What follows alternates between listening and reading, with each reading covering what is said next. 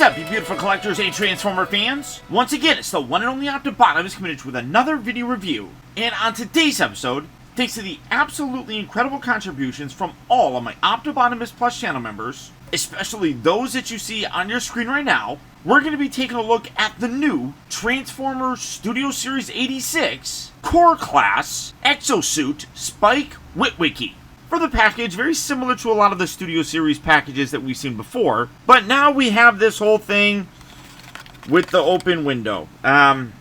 You know how I feel about it. I really think that that's absolutely terrible. I don't like that at all. Just have a completely closed off package and put some art there or something. I really don't like that. Of course, you got the Transformers text, the Generation logo, some art right up here, which you could put that down there. The EXO-SUIT version of Spike also is, I guess, the second EXO-SUIT figure that we've gotten, if you include that one. But both of them are from the Transformers the Movie animated film. Coming on the side, you got an up-close image of Spike right there. This side here has a more pullback image. Coming on to the back of the package, you got words and things that, you know, a lot of the stuff I can't read. And then he transforms in 11 steps. But for the packaging on them, not a big fan of it. I really do think that they could do better. But all that being said, let's get him out here and see how cool the figure actually is. And here we have Spike Witwicky his EXO-SUIT opened up and out of his packaging. And starting off first, obviously, with this vehicle mode.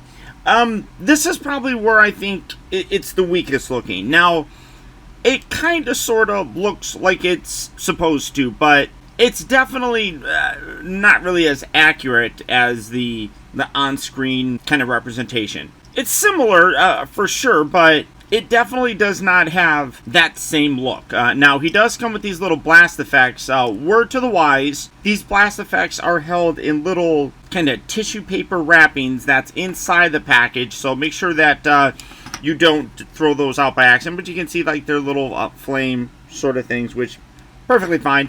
But really, this is it. It's super simplistic, but I guess still kind of gets the job done. He does roll. You have some wheels underneath here and then right here, but really there isn't much kind of to talk about with him. He's a folded up little robot dude. And like I said, it doesn't really nail that aesthetic all that well. I personally do feel like they put more of emphasis on getting the robot mode to look a little bit better, but this is still nice nonetheless. Now, transformation, first we're going to just pull these away from the body just like so. They just kind of rest in there. There's like a little slot section right here and then a little piece that sticks out. All it does is just kind of rest in there. It doesn't really lock in. You kind of feel it sort of sandwich in there, but that's about it. Take these, rotate these around like so. Come around here, this is going to be the front of them. Rotate this all the way around so that these wheels are now in the back. When you get them in the package, the wheels are facing up, but that is the way that it needs to be. And then take these, rotate these up and around, and just kind of wiggle these around till they're kind of flush like that. Do that on this side, do a little bit of rotation, spinning, all that stuff, getting in it, looking like that. Then come down here to the legs. You got two hinge points. You got a hinge point here at the upper part of the actual hip and then right above the knee. So you got 2 points that you need to straighten out. Then separate the legs like that, rotate him at the knee like so. And the last bit, all you do is take this section and rotate that around like that. If his head moves, which as you can see the head kind of does move, you actually have a little sliding gimmick here in the back that allows you to rotate his head around, which is kind of neat, but just center that. And when you're done, there you have Spike in his EXO-SUIT mode.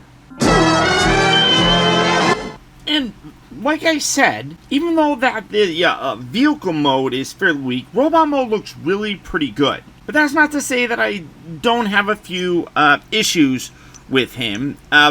Primarily are the way that they did his arms. Now, you can get it to work, but the way that the joints are kind of strange. So obviously, you can rotate here a little bit, but that brings the tire section up. If you leave the tire down, you can rotate him, but he only rotates here at the elbow. So that does create a bit of a problem. You got this outward joint here, and then you also do have a hinge, but when you bring that down, it kind of works, but you can't really get it straight, and the arm here coming down to the hand is going to be a little bit bent. Well, specifically, this part down here is the hand, so it looks weird, honestly. Now, you can transform him, and he has the little blaster thing right there like he had in the movie, which is cool, all that fun stuff. Or, no, I think it goes like that, or something like that. I don't remember. But you can kind of transform him and have those little blasters. So,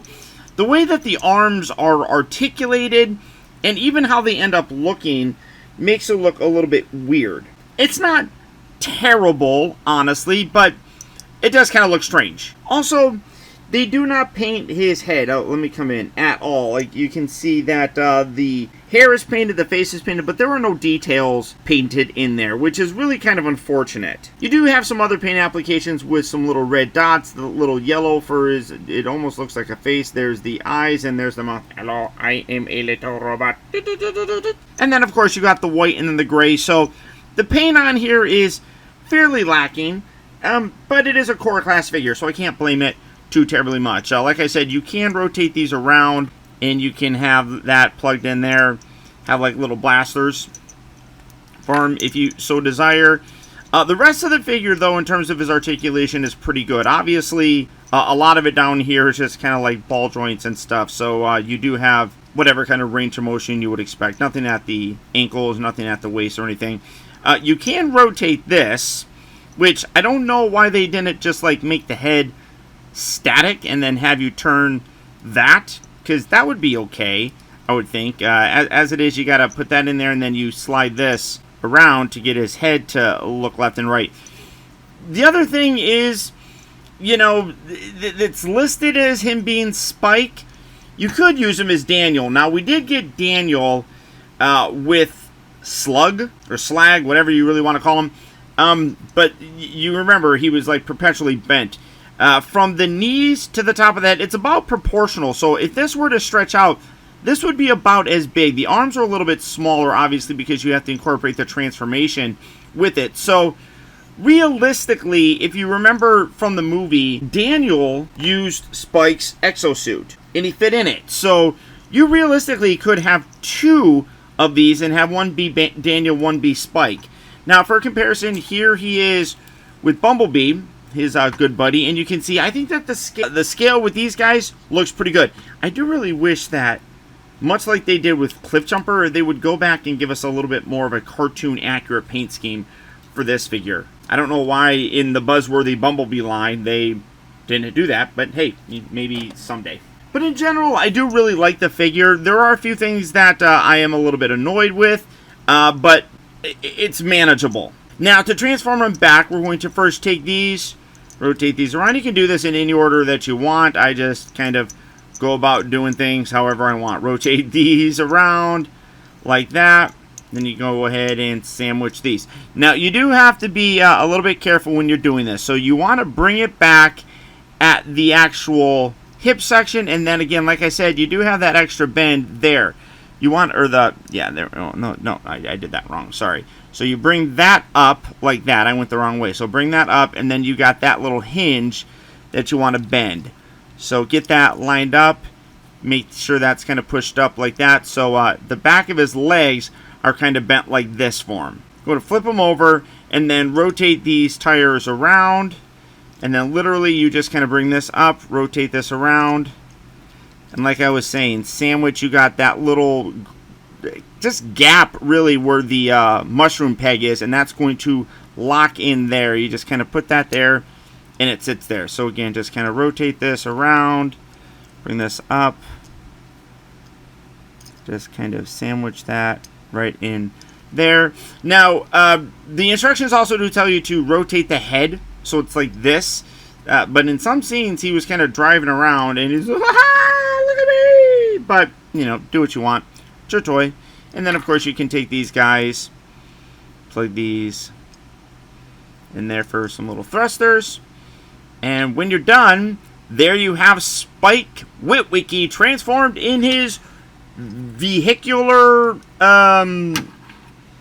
mode. Generally speaking, I think it's a good toy. As a core class figure, it has some of those smaller core class problems, such as a little bit more limits in terms of their articulation, some lacking paint details, and overall lack of heavy engineering, but it works. I think that it turned out really well, especially when you get to his robot mode, which does look really good. And, I mean, this looked good too, except you were limited in the fact that you couldn't bend his knee. So, I'm glad that they actually released a regular version. And for me, I will more than likely pick up a second to have both Spike and Daniel.